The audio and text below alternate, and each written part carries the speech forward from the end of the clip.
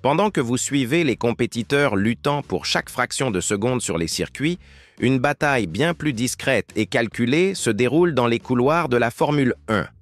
Et cette fois, il ne s'agit pas d'aérodynamique ou d'unité de puissance. Nous parlons de quelque chose capable de déterminer le destin de toute la discipline, la course frénétique pour découvrir de nouveaux talents. Aston Martin vient d'exécuter le premier coup d'une dispute qui promet d'être aussi féroce que n'importe quelle lutte pour le championnat mondial. L'écurie britannique, dirigée par Andy Cowell, a révélé une alliance millionnaire avec Valvoline qui transcende le parrainage conventionnel. Ils ont développé le programme de mécaniciens aspirants, allouant $1 million sur 5 ans pour soutenir 10 000 futurs professionnels à travers le globe. Le départ a eu lieu au Grand Prix du Mexique, lorsque 8 étudiants locaux ont reçu des bourses d'études. Mais quelle est la raison pour laquelle une équipe de Formule 1 mise tant sur quelque chose qui, supposément, n'est pas directement lié à la performance sur piste? L'explication est plus élaborée et alarmante que ce que nous imaginons. Andy Stevenson, directeur sportif d'Aston Martin et vétéran de 35 ans dans la catégorie, expose sans détour la réalité. La Formule 1 traverse une crise de succession qui peut sévèrement impacter l'avenir de la discipline.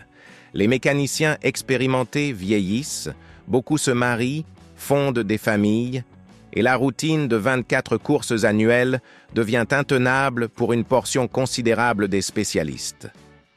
Valvoline calcule que le secteur automobile global fera face à un déficit de 4,3 millions de travailleurs spécialisés d'ici 2030.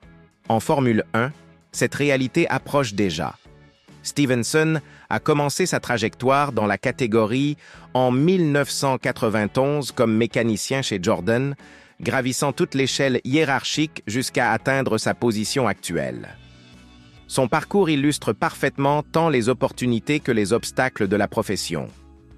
Il reconnaît directement qu'être mécanicien de Formule 1 exige d'immenses sacrifices, déplacements fréquents en classe économique, longues journées de travail, pression intense et un calendrier qui annule pratiquement la vie personnelle. Pourtant, les compensations sont extraordinaires et l'accomplissement professionnel continue de soutenir sa passion après plus de 3 décennies. Le scénario devient plus fascinant lorsque nous examinons les données concrètes. Lors de l'événement à l'école mexicaine d'électricité, plus de 50 étudiants sont venus découvrir l'univers de la Formule 1. Miguel Faísca, membre de l'équipe Aston Martin, a réalisé une présentation qui a laissé les jeunes enchantés. Ils ont eu un contact direct avec des projets techniques et des composants authentiques de la voiture de l'écurie, bombardant Faísca de questions. Parmi les 8 bénéficiaires de bourse, 2 étaient des femmes, indiquant une possible transformation dans le profil traditionnellement masculin de la catégorie. Stevenson révèle quelque chose que peu d'admirateurs soupçonnent. Même avec un calendrier en expansion constante, les équipes parviennent à retenir les talents pour des périodes plus longues que par le passé. L'équipe de course d'Aston Martin, par exemple, reste pratiquement stable depuis 4 ou 5 ans, quelque chose d'inimaginable dans les décennies précédentes. Cela se produit parce que les organisations sont devenues plus professionnelles et offrent un plus grand soutien aux collaborateurs. Cependant, le turnover reste inévitable, et c'est là que réside le risque. Le calcul est direct. 100 jeunes entrants pour remplacer les vétérans qui partent, il finira par manquer de personnel qualifié. Ce qui rend cette conjoncture encore plus délicate est le plafond budgétaire établi par la Formule 1. Les équipes ne peuvent plus dépenser de façon illimitée en salaire, ce qui signifie que chaque recrutement doit être extrêmement tactique.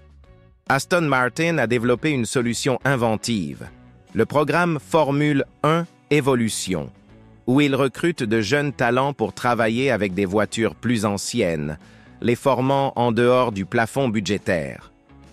Lorsque ces professionnels sont prêts, ils sont promus dans l'équipe principale.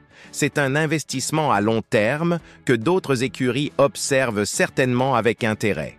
Cette tactique offre également une alternative aux vétérans qui ne souhaitent plus affronter le calendrier complet, mais peuvent encore contribuer en formant la nouvelle génération. Mais voici l'aspect le plus intrigant de cette narrative. Aston Martin n'exécute pas cela par pure générosité. Ils ont identifié une opportunité précieuse. Tandis que d'autres équipes se concentrent uniquement sur les marchés traditionnels d'Europe et d'Amérique du Nord, Aston Martin élargit sa recherche vers des marchés émergents comme le Mexique. Imaginez combien de talents exceptionnels peuvent être gaspillés simplement parce qu'ils croient que travailler en Formule 1 est un rêve inaccessible. Stevenson reconnaît que beaucoup de jeunes observent la catégorie à la télévision et pensent bien qu'ils ne pourraient jamais intégrer cet univers. Ce programme peut complètement changer cette perception. La stratégie est géniale pour diverses raisons. Premièrement, Aston Martin construit une marque employeur globale, se positionnant comme l'équipe qui investit véritablement dans le développement des talents. Deuxièmement, ils accèdent à des réservoirs de talents inexplorés, découvrant potentiellement des professionnels exceptionnels dans des lieux où d'autres équipes ne songent même pas à chercher. Troisièmement, ils construisent une base de données de futurs employés qui peut porter ses fruits pendant des décennies. Quatrièmement, ils génèrent de la bienveillance dans des marchés stratégiques, ce qui peut avoir d'importantes implications commerciales à l'avenir. Le moment de cette initiative n'est pas non plus une coïncidence.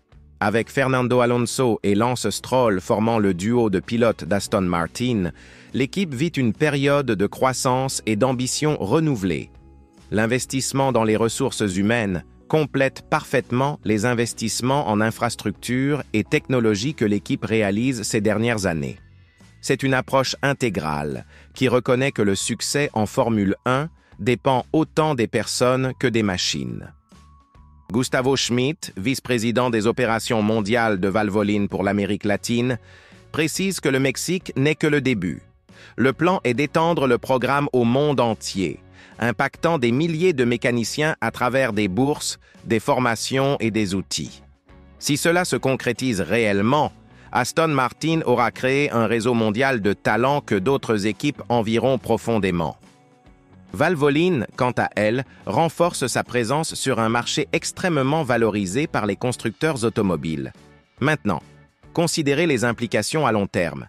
Si Aston Martin parvient à identifier et développer les meilleurs talents émergents du monde entier, tandis que d'autres équipes continuent de pêcher dans le même lac qu'habituellement, quelle équipe aura un avantage compétitif dans les 10-15 prochaines années? La réponse est évidente. Nous assistons à la naissance d'une nouvelle forme de compétition en Formule 1, une qui va bien au-delà de ce qui se passe lors des week-ends de course. C'est une course vers l'avenir, où celui qui arrive en premier peut établir un avantage décisif et durable. La question qui demeure est, les 9 autres équipes vont-elles se réveiller à temps pour répondre à ce mouvement? Ou Aston Martin vient-elle de donner un échec et mat silencieux qui ne sera perçu que lorsqu'il sera trop tard? Une chose est certaine, celui qui contrôlera les meilleurs talents du futur aura un avantage qu'aucune mise à jour aérodynamique ne pourra compenser.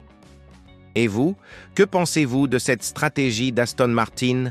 Laissez votre opinion dans les commentaires et n'oubliez pas de vous abonner à la chaîne pour ne manquer aucune analyse des coulisses de la Formule 1.